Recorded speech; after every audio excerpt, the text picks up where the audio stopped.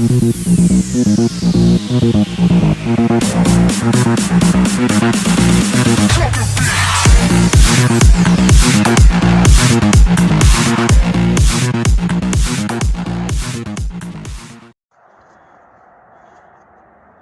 is my 1998 blue Honda Civic sedan. I just picked it up from Auto Tech, Louisiana, just a few moments ago. It's been down there 4 or 5 months. Now, several years ago, I had them put this motor in the car because my daughter ran it without engine oil and blew the motor up. So I had them put this motor in the car, gave the car back to my daughter. She drove it for several months. It quit running on her, and the reason it stopped running was because of the distributor. The distributor here had gone out, and when the distributor went out, the car quit running. So she abandoned the car at somebody's house, and when she finally told me about it, I went over there with the trailer and picked it up, and it sat out here in my yard for a long time before I decided to start trying to get it to run. So after working on it for several months, I put license plates and insurance and all that kind of stuff back on it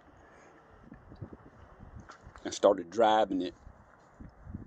And while it would shift all 4 gears, the torque converter wouldn't lock up. So it started becoming the parts cannon, as the saying goes. So what I ended up doing was, if you'll notice behind the radiator cap, there's a real shiny solenoid. That's called the torque converter lockup solenoids. Now, when you crank the motor up, there's not supposed to be any voltage going to them. And at different times while the engine is running, it supplies voltage to it to give the torque converter half lock up and lock up. Well, I put that on there hoping that it would give it a lockup feature again. It didn't work. So the book says when that happens, put a new transmission in it. Well, more than likely all it needed was a new torque converter, but you can't buy those parts through Honda anymore. And it's doubtful if you can get a good torque converter from anybody to put in it. So I went to the parts yard, had them put a transmission in it. It didn't work. So that meant they took an old transmission out and put another transmission in. So I agreed to let them send it to a well-renowned around here transmission rebuild guy who rebuilt it. And we replaced those lockup torque, those solenoids, which aren't cheap. There's another one called a lateral shift control solenoid. I got that through Honda or parts store one, I don't remember. Very expensive. And some other odds and ends, as well as a couple of cases of Honda transmission fluid, because very important. If you put anything other than Honda transmission fluid in your Honda, it's a good chance you're going to tear it up. So what ended up happening was the car didn't work right again. So me and one of the guys up there in their shop at Auto Tech had discovered that those lockup shift solenoids, as soon as you would crank the car up, they were getting battery voltage 12 volts, which was causing the torque converter to be locked up all the time. So this by no means is a slam against Auto Tech. It's just a review of what happens. Because this, for them to, they removed the transmission, replaced the transmission, and then removed the transmission and replaced it with another one again. So that was in and out twice on a car that there's always subject to be mistakes made when it comes to your wiring harness. And we'll go over to the wiring harness. I have it laid out on the ground. They charged me $250 for a used wiring harness, which is what a new one at Honda cost. It appears to be a good harness. It appears to be clean. I can't see them washing it. It doesn't look like it was retaped. And they charged me $550 to put it in. So that added nearly $1,000 to my already $5,000 job. So for all practical purposes, it was a $6,000 job for this transmission, which anybody that's watching this might say, I got away cheap.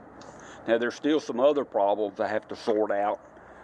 I just left my father's a few miles down the road, and before I got out of his driveway, the speedometer said I was going 120 miles an hour, which was no way that was happening when I'd only gone 100 feet. So I unplugged the speedometer sensor and plugged it back in. That seemed to cure the problem. So there's always something, sometimes, some little something that can cause you a problem.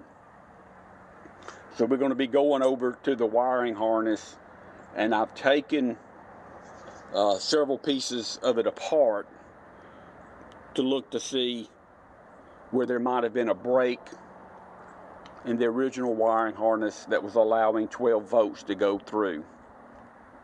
And I'll have to look all that up in my book and point arrows to where they are, and also evaluate in case the technician accidentally pulled the wires out of the plug and he stuck them back in the wrong slot. Which, when you crank the motor up, those lock-up torque converter solenoids, that piece of the wiring harness is, when it's sitting there idling, according to the book, should not have any voltage running. So be that as it's may, we'll go on with the evaluation.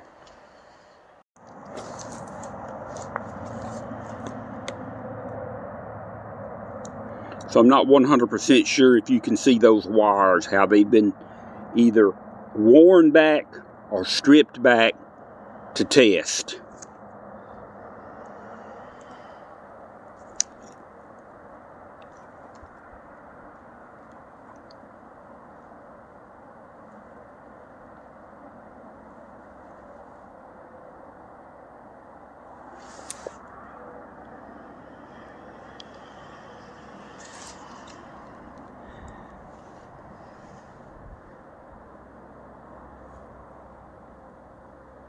I don't know, maybe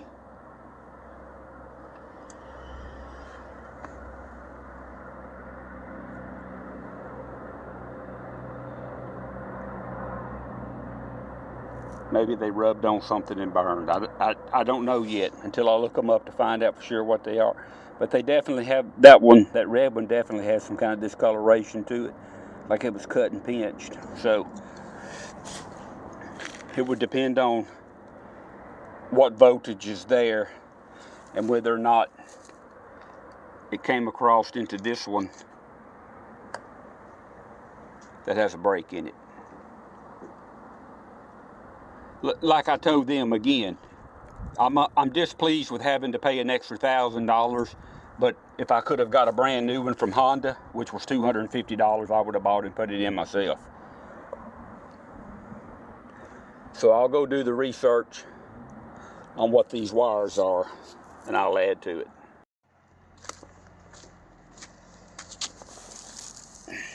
So for now, I'm going to say that goes to the crankshaft position sensor. There's a plug that goes there, and it plugs into the pigtail part of the crankshaft position sensor, which is mounted, of course, down by your crankshaft.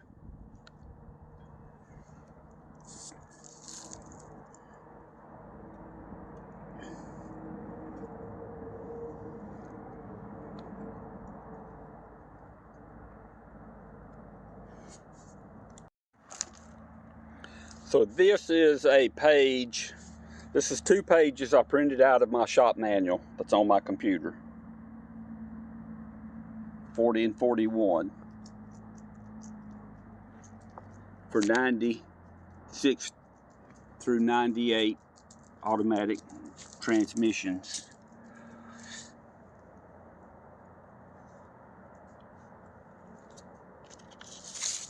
So the linear solenoid colors are white and red.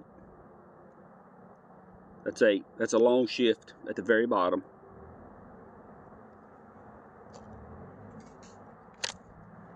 Shift control solenoid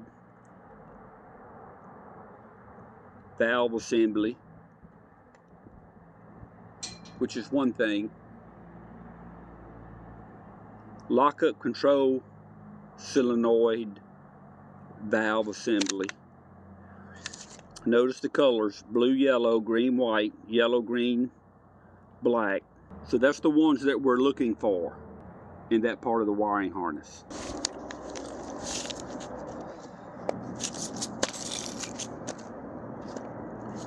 Okay, so when you look at these wires with the common assumption that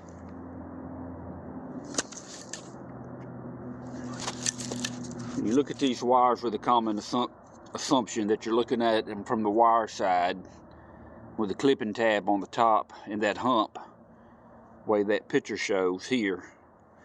And as it says down at the bottom, connector with female terminals, view from wire side, which is what I'm doing here. And we're looking at connector 117. So it's blue and white, black and yellow. So it's blue and white, black and yellow with black in the wiring harness.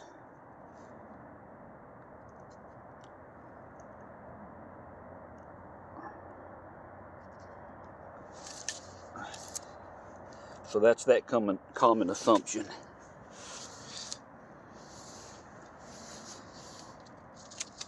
But you look at another place in your book, for instance, here where it shows those with a dotted line, meaning that they have some kind of shielding.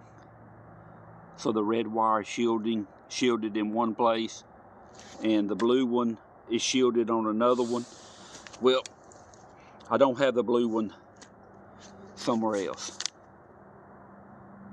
I have a red one that's shielded. And that red one that's shielded is this one.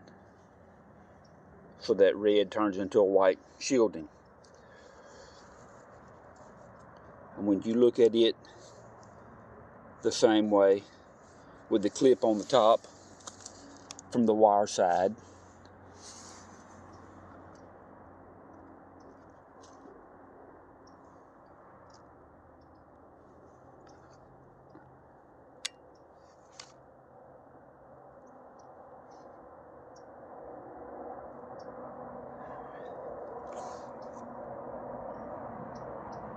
and this is supposed to be number 126, red shielded. 126 shows number 1 with a white wire and number 2 a red wire. Okay, well that's where it's supposed to be, right? Okay, so you get to the other one with the red wire, and it says, which is 127, Well, it's supposed to be the same way.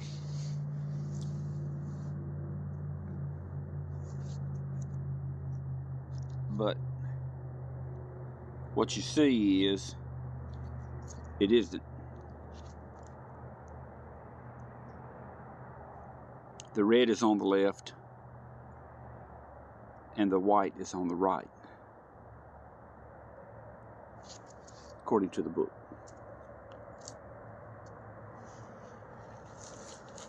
And this is just a plain red and white one. And this one's listed as white 1, red 3. If you look deep in there, you'll see that it looks like those wires are pushed way up in there. Compared to this one, I'm sorry.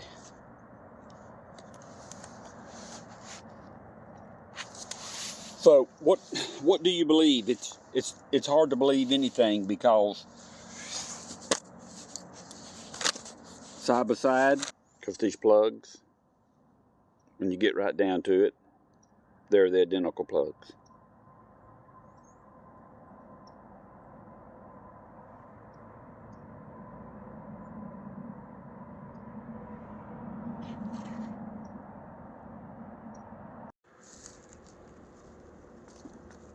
So I've got it down in the grass, and hopefully there's enough sunlight on it where you can see the hash marks and the double lines, and then you can see where the round part of the dipstick goes and it turns into flat. Well, that oil in that transmission is, yeah, y'all laugh about my piece of grass in the frame, is all the way up to here. That's where the oil's at. So it's that much over full. So what happens is people are so used to checking the dipstick level while the motor's running, and on these you don't do that. You fill it up, crank it up, let it run, shift through the gears, turn the motor off, then check it. So I don't know what effect that's having on the way it's shifting right now until I take some out.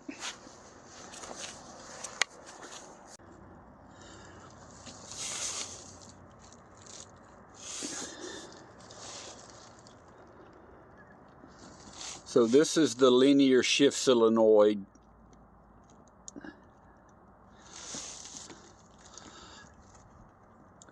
wiring harness that they just put on the car.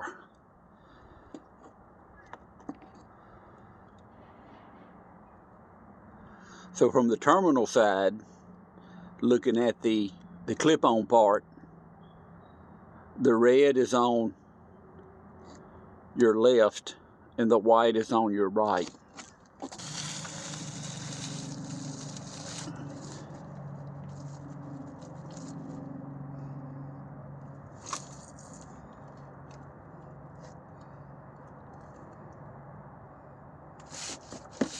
And this is the shift solenoids.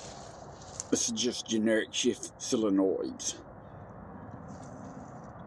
with a locking tab. In this case, you're looking at it from the male side.